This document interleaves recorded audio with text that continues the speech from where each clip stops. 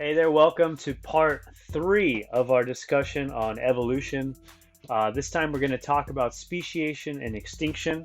Remember, last time we talked about Hardy-Weinberg, we talked about allele frequencies, and we talked about how different situations could change allele frequencies within a population, and those were drivers of evolution. We talked about bottleneck events, migration, founder effect, things like that. As we talk about speciation, we're going to have to talk about nomenclature and how we organize species. And to do that, we're going to use a system that was developed by Linnaeus. So this might be a familiar kind of hierarchy of organization where you have domain, kingdom, phylum, class, order, family, genus, species, and subspecies.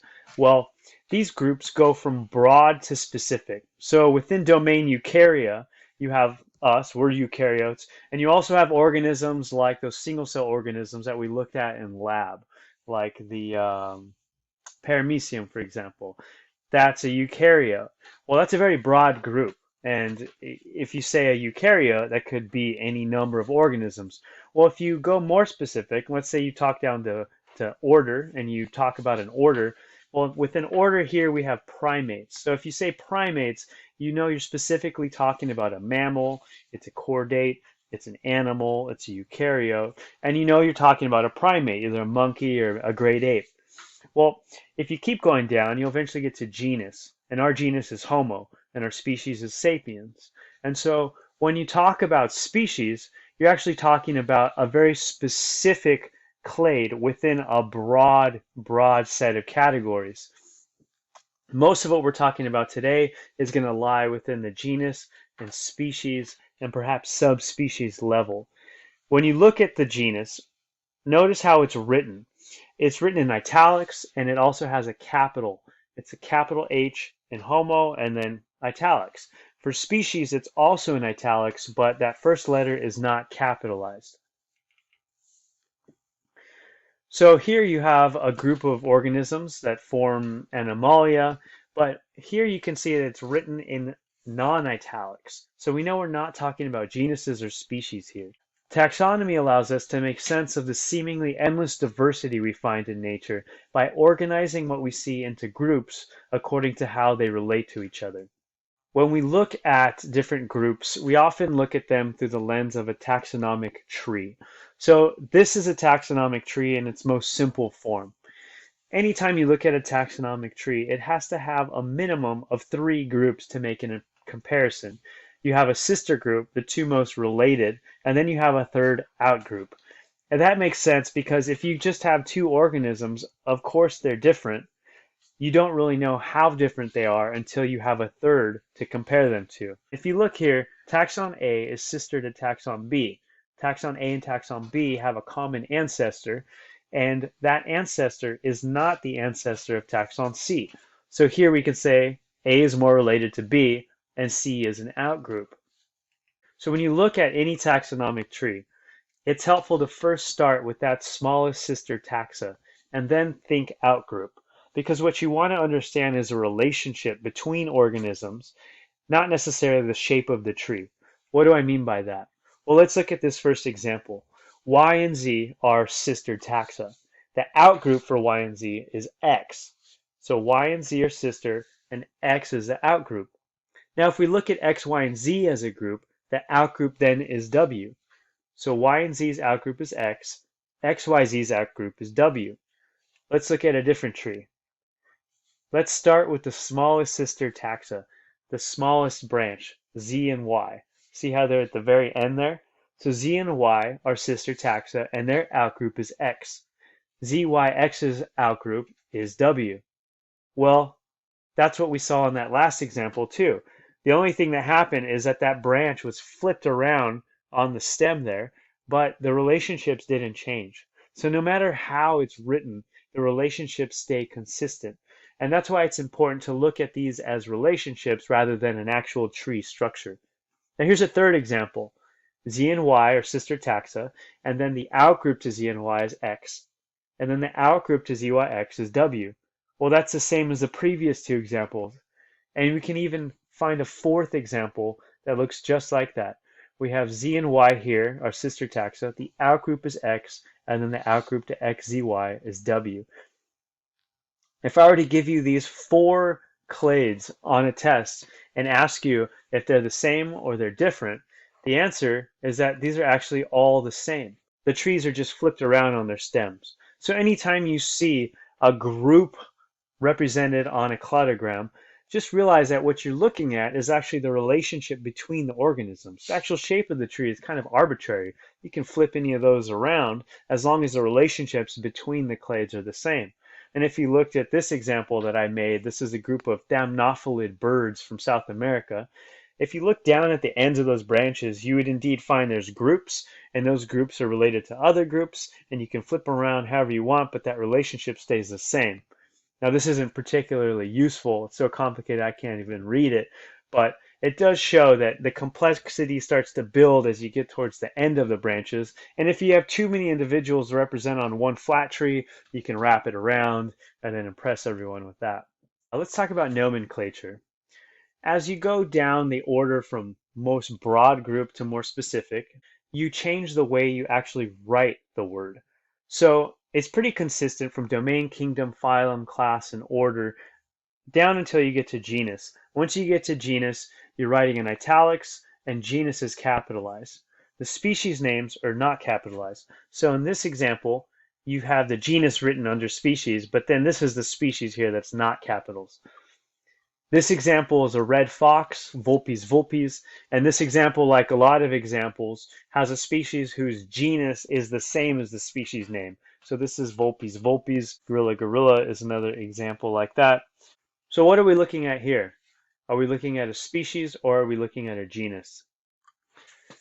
Well, it's capitalized and it's italics, so we know that this is a genus. But what's SP? SP is a shorthand that biologists use to reference a species. So this is a hominid, this is Homo, but what species? We don't know. It could be a Denisovian, it could be Homo neanderthalis, it could be Homo sapiens. We don't know. Right here, we're just speaking broadly about a genus. Well, how about this? The H is shorthand for the genus. So we already mentioned Homo, so now we don't have to mention the genus anymore. We can just write capital H, italics, period, sapiens. Now, sapiens is not capitalized, so we know that's a species. So now we know we're talking about the species sapiens within the genus H, which in this case is Homo. So what about here? Is this a species or is this a genus?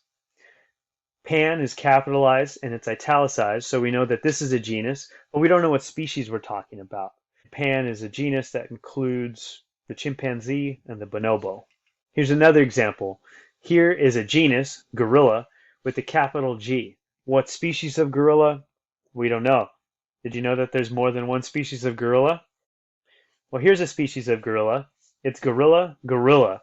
We already said the genus, so we don't have to mention it again. It's italicized in capital with a period. And now we have the species, which is not capitalized, but still italicized. So this is gorilla gorilla. The western gorilla, western lowland gorilla, is gorilla gorilla, and the subspecies is also gorilla. So if you're referencing a western lowland gorilla, you would say there's a gorilla gorilla gorilla. What about this? This is one of my favorite genuses in the world, just because the name is so fun. This is Milvago. So we know we're talking about a genus in this case. The species, we don't know which species within Milvago, but one species is Milvago chima chima, which is a really fun Latin name. So what about this? Is this a species or a genus? Well, it's neither. Whatever group this is, we know it's somewhere above species and genus. When we learn the Latin names of an organism, it's helpful because it provides some information in regards to the genus and the species. Here's a broad genus, Myrmotherla. This includes a bunch of birds that look very similar. Well, they did some genetics on these birds, and they found that there's actually two distinct groups within Myrmotherla. And then they did something that scientists like to do a lot. They changed the name. The genus name is now Myrmotherla. This other group on the left is now Epinacrophila. So the genus name now infers some information about the relationship between these two groups of birds. without knowing their specific relationships, without looking at a taxonomic tree, just by knowing their genus, you can now assume that the epinecrophilas are probably more related to each other than they are the myrmetherillas. And the myrmetherillas over there are probably all related to each other more so than they are the epinecrophilas. And if you look at a taxonomic tree and find epinecrophila, you'll see that it nests over here with Neocatantes. And if you look at myrmetherillas, you see that they're on a totally different branch. So now, without even looking at a tree like this, just by knowing they have a different genus, you can infer that the epinecrophilas and the myrmetherillas are probably on their own branches in separate taxonomic groups. So a taxonomic name can tell you about a relationship. Now, when I say clade, I'm talking about a distinct group, a group of organisms that includes all of the descendants. But not all groups that we're familiar with make up a clade. Now, what do I mean? Well, let's look at the dinosaurs. Here's the dinosaurs, all the organisms past Dinosauria. So if you look, all of these organisms have a common ancestor that made Dinosauria. And if you follow to the right, you'll see that there's one group that we don't traditionally view as a dinosaur, and those are the birds. But according to this tree, birds are well embedded in the group Dinosauria. Another group are the reptiles. When we think of reptiles, sure, we think of crocodiles, we think of turtles, we think of snakes and lizards. And if you're familiar with the tuatara, then you think of the tuatara too. Well, there's another group embedded within reptiles that we usually don't throw in that group, and that's the birds. So when we say reptiles, we're not talking about a monophyletic clade. We're talking about a bunch of organisms that we traditionally thought of as scaly, cold-blooded animals. But we now know that birds are actually reptiles, and they are also dinosaurs. This group here is made up of extant, which means not extinct, species. That's why birds is there. But if we could add dinosaurs, it would be there on a branch next to birds just after the split with crocodiles. Back here, you can see that Crocodilia is actually the outgroup of the dinosaurs, which is the birds as well. So for all that, we thank Linnaeus. What is a species? So the biological species concept defines a species as a group of organisms that can potentially interbreed and produce fertile offspring. This is under natural conditions. There's a lot of organisms that can interbreed and create viable offspring, but that would be under unnatural conditions where we force that. Speciation is the formation of a new species. A gene pool is a population's entire collection of genes and alleles. A reproductive barrier is a mechanism that prevents a group of organisms from sharing a gene pool. And extinction. Extinction is the death of all of the individuals in a species. So what is a species? Here's a couple examples I threw up to kind of illustrate the complexity in defining what a species is. If you look at examples of Homo sapiens here, we're incredibly diverse. We have a bunch of different morphologies, we have different features, and it's pretty cool. There's a lot of diversity in our species, but we're all the same species. Now, if you look on the other side, you have a bunch of birds. These are the tapaculos, and this is a group of birds that lives in the Andean foothills of South and Central America. Now, tapaculos look incredibly similar. They look so similar, in fact, if you have two different species of tapaculo in your hand, it can be difficult to tell whether or not they're different species. One of the only ways to tell them apart is either to do some genetic work and look at their actual genes, or to hear them sing, because they do sing different songs depending on the species. So how do we define a species? If it's that hard to tell the difference between one species and another, because they either look so diverse or different species look so similar, how is that maintained in a natural population? Well, there's a lot of different mechanisms that maintain that kind of reproductive isolation. Those barriers are defined in two groups. There's prezygotic, before the formation of a zygote, before sperm hits egg. Those prezygotic barriers, and postzygotic barriers. Barriers that exist after an organism's gametes meet and they form a zygote.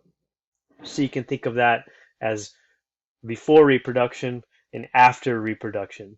There's a lot of different prezygotic barriers, things that prevent different species from reproducing.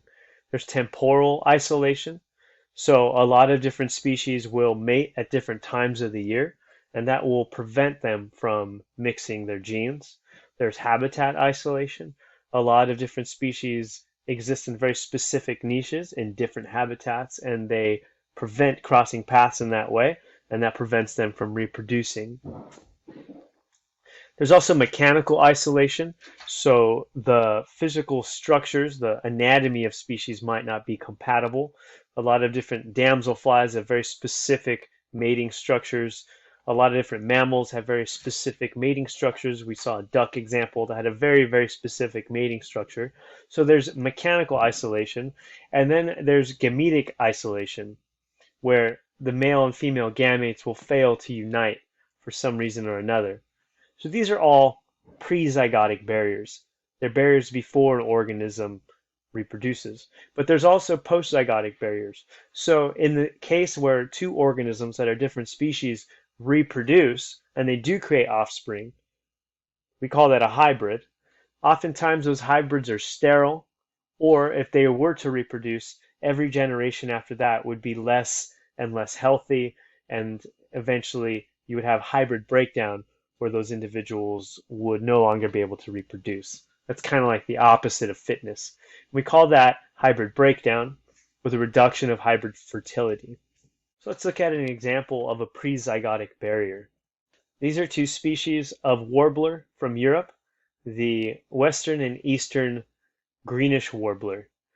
We're looking basically at their songs plotted on a three-dimensional space. Now, these eastern and western greenish warblers, there are certain areas where they are sympatric and they exist in the same area and they could interbreed. Well, where you have them very close to each other in that space where they could interbreed, that's A. And you can see that their songs are different and they're very distinct. That is a case of a prezygotic barrier where these two different species separate with different calls so that they don't mate. Now, what is B?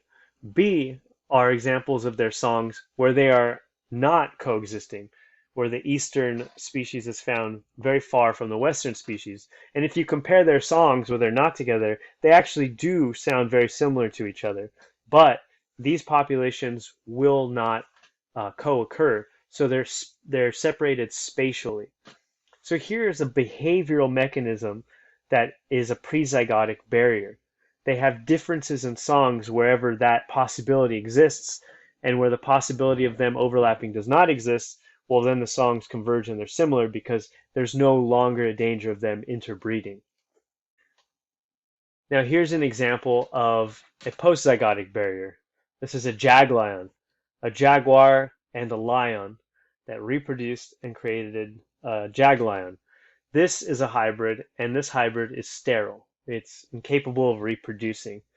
So this is after reproduction, but it's still a barrier towards the carrying of genes down generations and generations. Now, if you think about it from a fitness perspective, this is not a very fit organism because it can't reproduce. The fitness goes to zero. So here's a mechanism of speciation. Allopatric speciation is when you have a population and it is split, and there's a barrier where each separate population is able to reproduce and accumulate differences over time.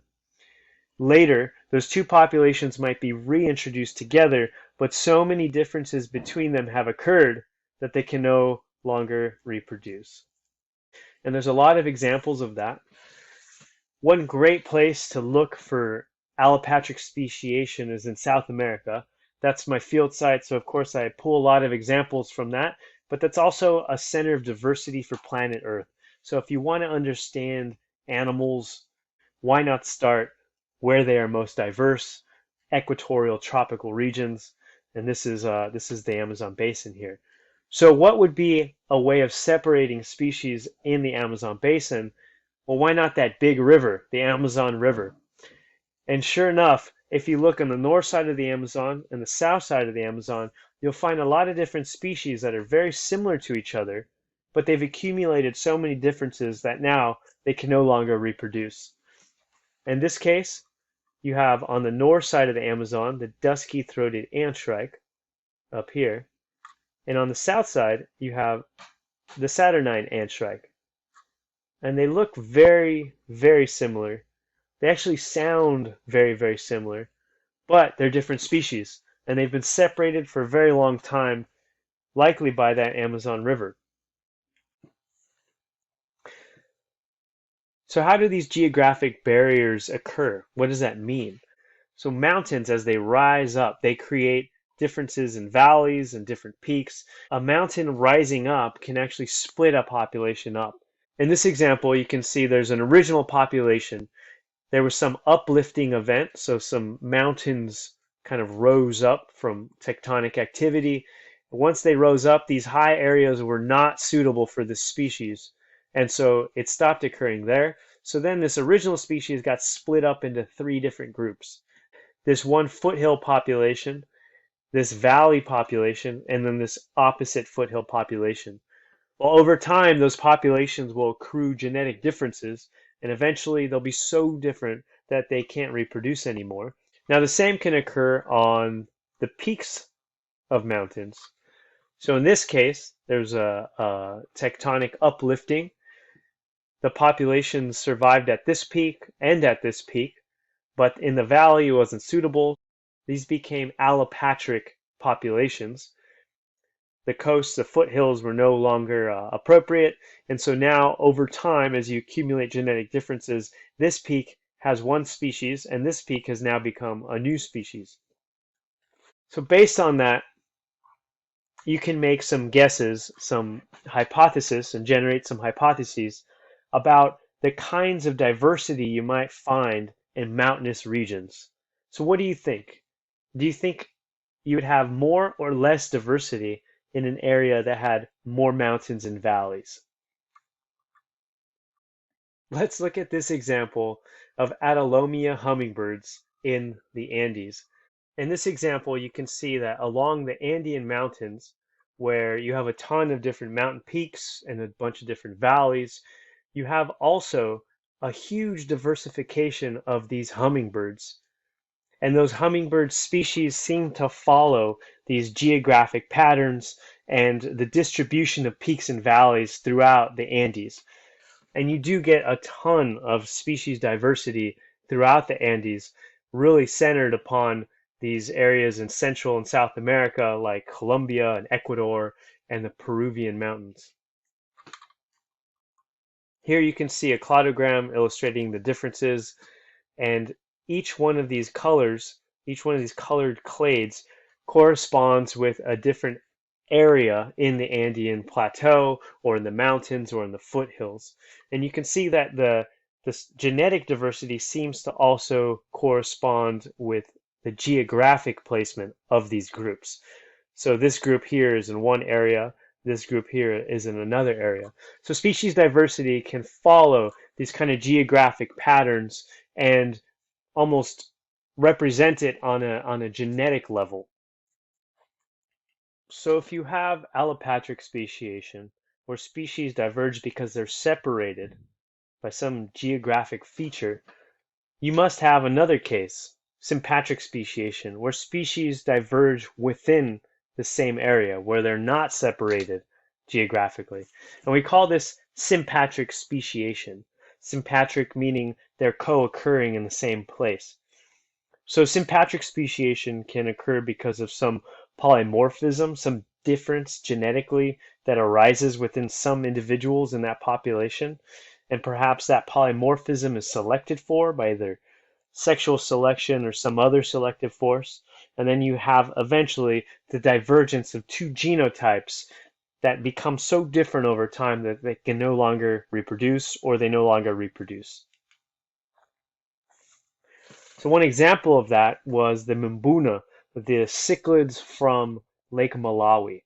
And those cichlids are co-occurring. They're in the same place, and maybe some individuals would be born with a brighter colored fin or a different color. Some females in that population would prefer that, and some wouldn't. And so then you had an event where two different genotypes were being selected for, and they would diverge from there until eventually they no longer reproduced. There was no genetic material moving between those populations to the point where genetic differences would accumulate, and eventually you'd have two populations that don't reproduce anymore, and you have a new species. And that seems to have happened a bunch in Lake Malawi. This example of sympatric speciation is really incredible because you can see all the different morphologies, the different colors, and there's just a ton of really beautiful fish there. So another example of sympatric speciation comes from the Neotropics, the South American forests near the Amazon. There you find Hypocnemis peruviana and Hypocnemis cantator. And these two species, they look very similar. In fact, they're very closely related, but they have slightly different preferences in habitat. And what you find is that they mimic each other's calls. They sound very similar. Females can actually tell the difference. So the males will fight each other regardless of whether it's a Hypocnemis peruviana or a Hypocnemis cantator.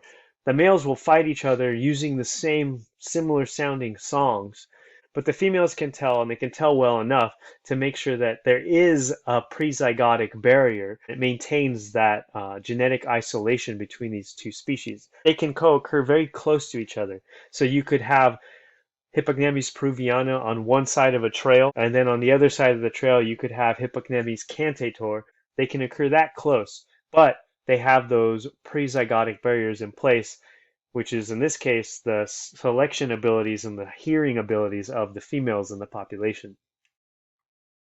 So let's take a look at an interesting example and play with kind of the concepts that we've learned so far.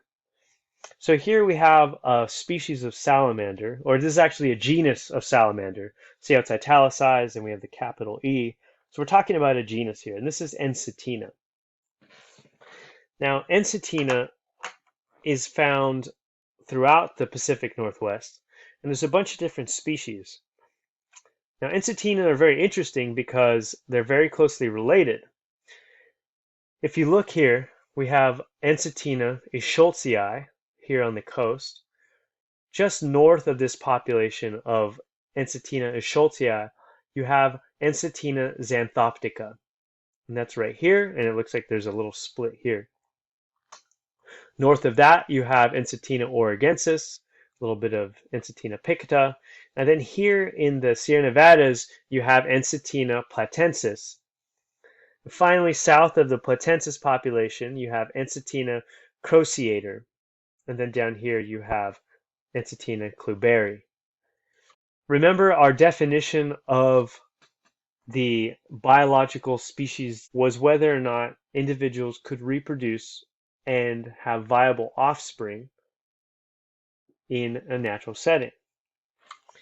Well, with Encetina, what you find is that these two different species here, they hybridize.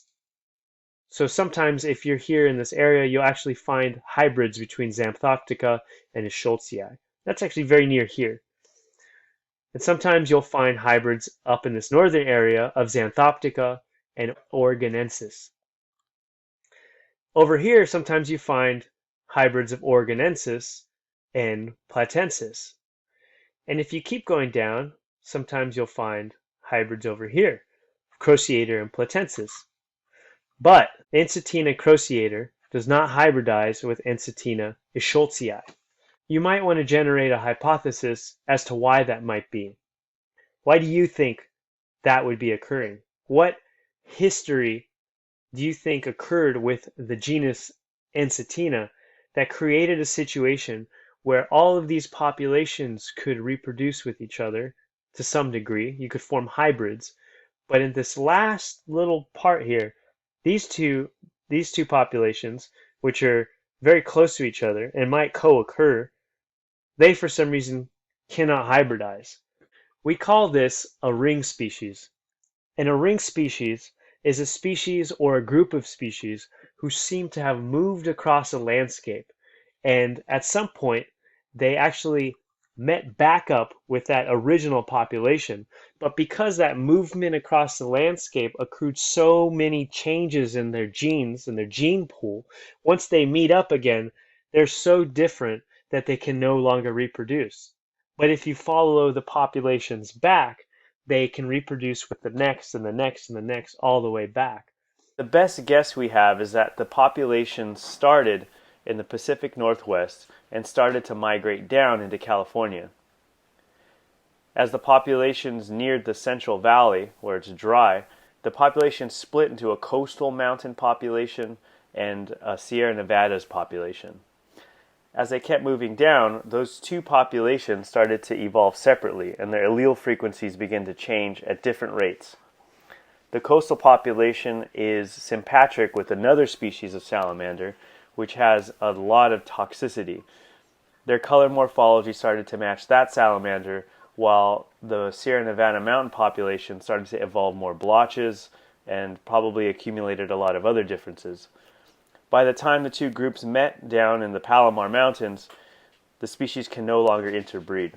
That's a really cool example of how genes and landscapes can interact in a way that creates an interesting story and also blurs the line in what we consider a species. So speciation can happen gradually, over time, or sometimes it happens very quickly, and we call those fits and starts.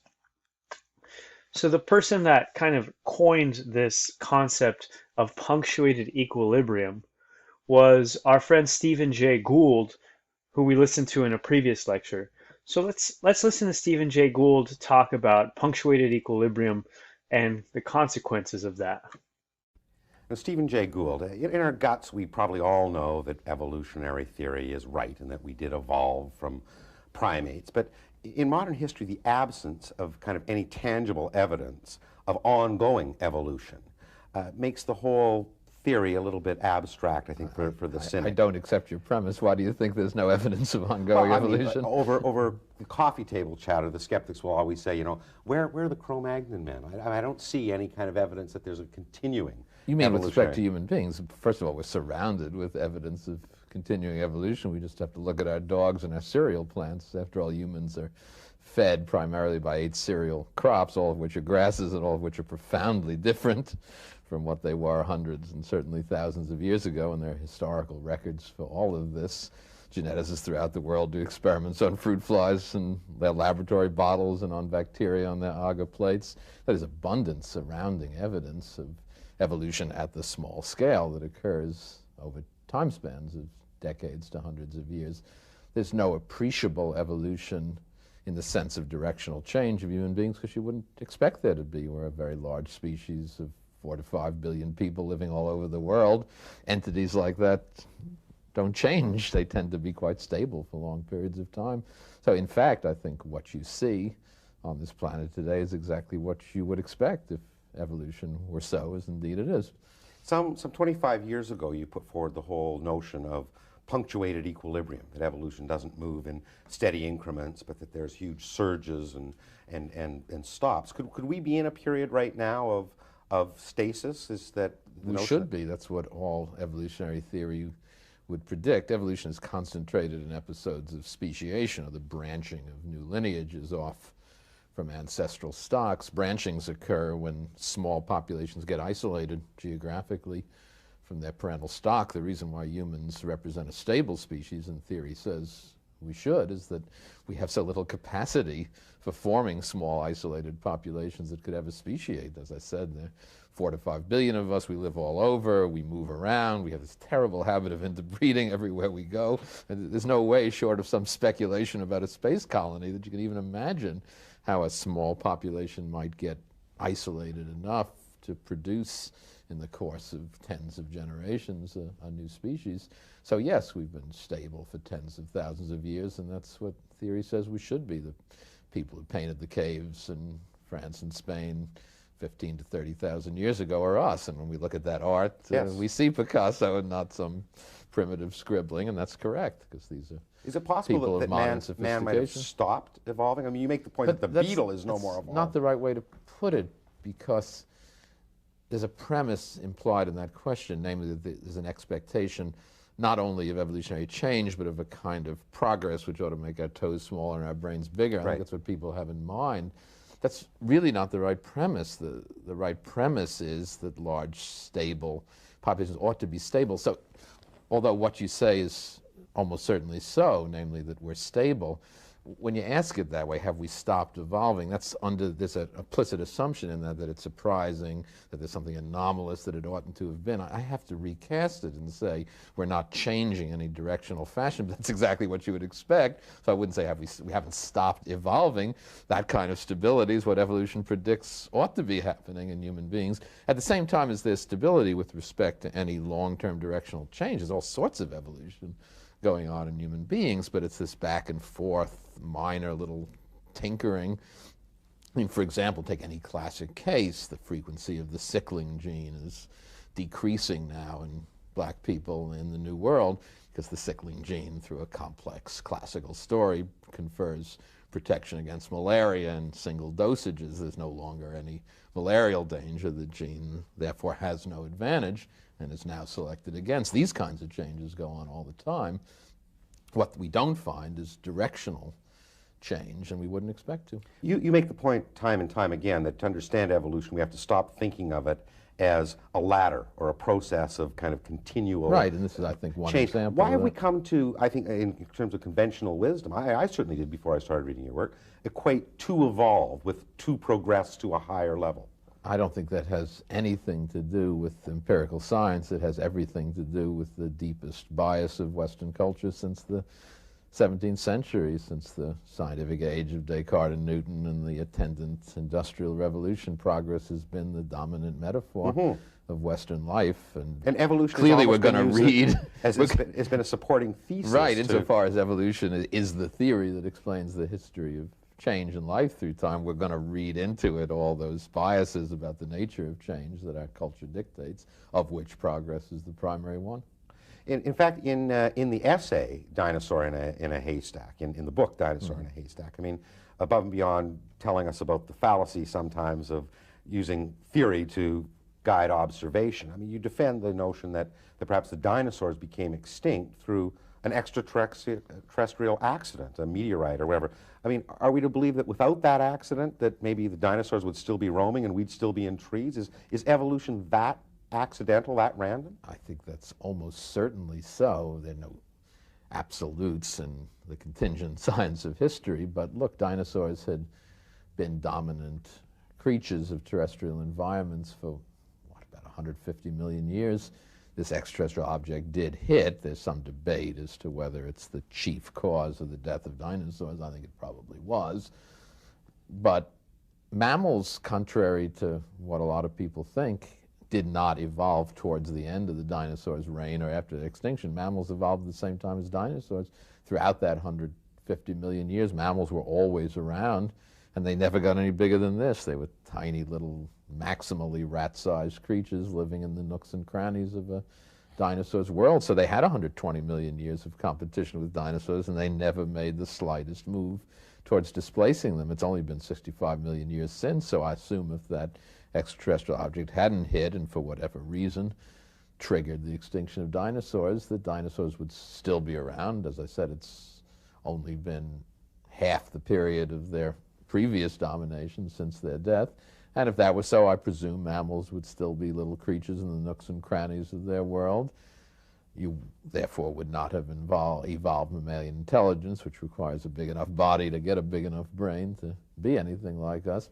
There's no reason to think the dinosaurs were moving in that direction. Speculative notions are just awash in the same bias of progress. No, I think if that object hadn't hit, it'd still be a world of dinosaurs, and we wouldn't be sitting in this lovely jazz club discussing this today. And that brings us to extinction. There are different kinds of extinction. So background extinction is the gradual loss of species due to normal evolutionary processes. Well, similarly, we also have natural events, but they can be bigger than that, and we call those mass extinctions. And mass extinctions are when a great number of species disappear in a relatively short amount of time. And as far as we know, there's been 5 mass extinction events in the history of life on Earth. The most recent one that we are all familiar with is the extinction of the dinosaurs. There used to be some debate on how that happened, but now we are pretty well aware that there was an asteroid that came down and it hit the Earth somewhere around the Yucatan in Mexico. And that crater is the Chicxulub crater. You can see here where that crater exists. A lot of that crater exists underwater, and the part of it that occurs on land isn't very obvious, which is probably why it took such a long time for us to find it. What's interesting about this area where the meteor hit, or the asteroid hit, is that the ocean there is very shallow, and there's also a lot of sandstone. And so it has this really unique geological characteristic that makes it a pretty bad spot to be hit by a meteor. So here is a taxonomic tree showing all the different genera of dinosaur. Some of these you can see went extinct, but some of them did not go extinct until this certain event, this certain timeline. And you can see this whole branch of dinosaurs, all of the branches stop except for one, and that was the birds. The birds are theropod dinosaurs, and some of them survived and they continued to radiate after this event. But all other groups of dinosaurs went extinct. So this is a model of when that meteor hit. It hit that sand, and when it hit that sand, it had such an incredible impact that the earth behaved as though it was liquid.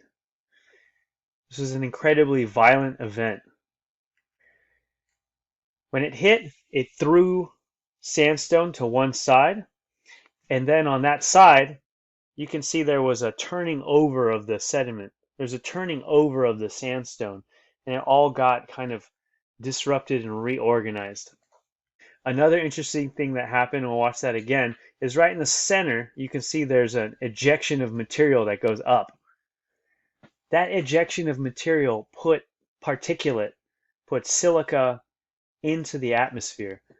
That material that got ejected into the atmosphere, well, that eventually came back down and formed these little spheroids, these little spheres that burned as they came through the atmosphere and increased the air temperature to a point where trees and forests burst into flames, animals were incinerated.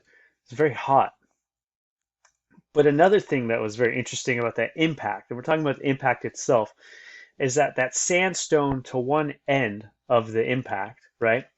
So we just watched as the meteor hit, it throws sandstone over. That sandstone that gets thrown over is all now disrupted. It's all kind of like loosened up, and it's not like the sandstone that was there before, because before it was all compact and it was more dense. But now it's been turned over. So that sandstone on the far end of that impact is now looser. As rainwater comes down, it gets eaten away easier by the rainwater than the other sandstone that was not disturbed. And as the water eats away at that sandstone, it creates these channels and this network of caves. These networks of caves, because they're filled with sandstone, they filter the water out, and the water is incredibly clear.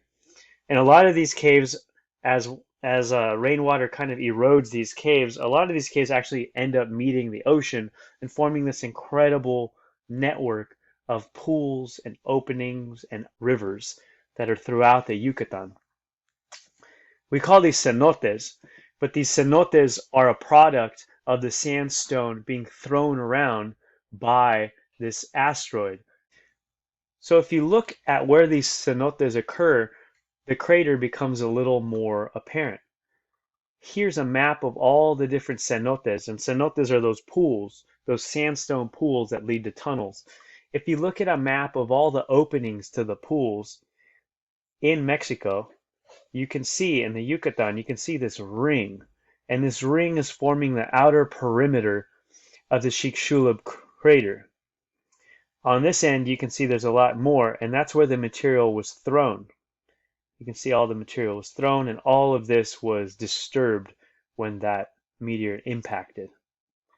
And if you go to the Yucatan, you can find these openings, these cenotes, which are remnant of the outer edge of that impact. They're really, really beautiful. They're located in these tropical areas. A lot of them are hard to find because they're covered in forests, and a lot of them are really great places to swim. A lot of them have fish in them that have been isolated in those pools for so long that they've become distinct species, and there'll be different species in some cenotes than in others. It really is an incredible biological hotspot of diversity. And here's one cenote, the Gran Cenote, which is famous for being right outside Chichen Itza. And this is a cenote that was used for sacrifice by the peoples, the Mesoamerican peoples, who built a city right around this Gran Cenote right here. So that's a previous extinction event. That was the extinction of the dinosaurs and a lot of genre. That extinction event led to the evolution of primates and eventually to us. Had that extinction event not occurred, as Stephen Jay Gould said, we would likely not exist and dinosaurs would likely still rule this planet. Well, there are other extinction events that are occurring, and you're probably familiar with a lot of local extinction events, maybe some species that you've heard about recently that have gone extinct, individual species like Yangtze River dolphin, or the Steller sea cow, or the Carolina parakeet, or the dodo bird. These are all singular events, and a lot of them have an anthropogenic cause. They're caused by humans. Well, these are individual extinction events that are likely caused by humans, but it doesn't really count as a mass extinction in the way that we just looked at with the dinosaurs. Well, there is an example from the last 20 years of a group of animals that underwent a mass extinction. So a little while ago, maybe 15 years ago, someone noticed that amphibians started to disappear. They would visit sites where previously there was a ton of different frogs, and they would find that there was no frogs left. No one really knew what was going on until someone actually caught the frogs in the act of dying. And they realized that these frogs were experiencing a pathogen. There was a disease spreading through populations of frogs and hitting them population by population, spreading across the New World. Well, as biologists tracked this disease, they found that it moved across South America, Central America, Asia, the Philippines, and now we're finding that it started likely in Africa and then reoccurred in Africa. And so this disease was caused by a novel pathogen, a new pathogen. And a lot of you are probably very up to date with what novel pathogens can do and how they can affect populations. Well, this novel pathogen was so bad for frogs that it actually wiped out entire species. Some species they think weren't even discovered yet before they went extinct. So we didn't even know they existed, but we never will because they're gone. And a lot of those species occurred in South America, Central America, and highland areas, areas of mountains and valleys, where we just described there's a lot of species diversity. So this example, this is an article from Nature from Panama, where they lost 30 species in Panama, which was around 40% of the amphibian diversity in some areas, which is a lot. We're not talking about one species, we're talking about a bunch of different species from one pathogen. Here in California, up in the Sierra Nevadas, the mountain yellow-legged frog got hit really hard. Vance Friedenberg from San Francisco State and David Wake from UC Berkeley, they described this extinction event and this whole related extinction event across the world as the sixth mass extinction. So from the world of amphibians, they just experienced their own asteroid, their own meteor. Amphibians have just experienced a mass extinction. This is a map illustrating the species diversity found throughout the world of amphibians, and it's kind of proportioning countries by how much species diversity they have of amphibians. You can see Mexico is really big, Colombia is massive, you can see Brazil is very big. So these are areas where there's a lot of diversity. And here's where the amphibians are critically endangered. And again, you can see that throughout Central and South America, where you have a lot of high altitude species of amphibian, they're experiencing a massive amount of loss. So this is an example of a contemporary current mass extinction. If you want to know more about that, you can check out AmphibiaWeb, and there's a whole page dedicated to worldwide amphibian declines. It discusses the scope of the problem, the causes, what can be done, what's currently being done. And if you're super interested in that, you can indeed get very involved with that research locally at San Francisco State and UC Berkeley and all over the world, really. There's researchers that are really trying to get at the root of this problem, either to save more amphibians or to better understand the way pathogens spread through species and have these effects. So that's our talk on extinction and speciation.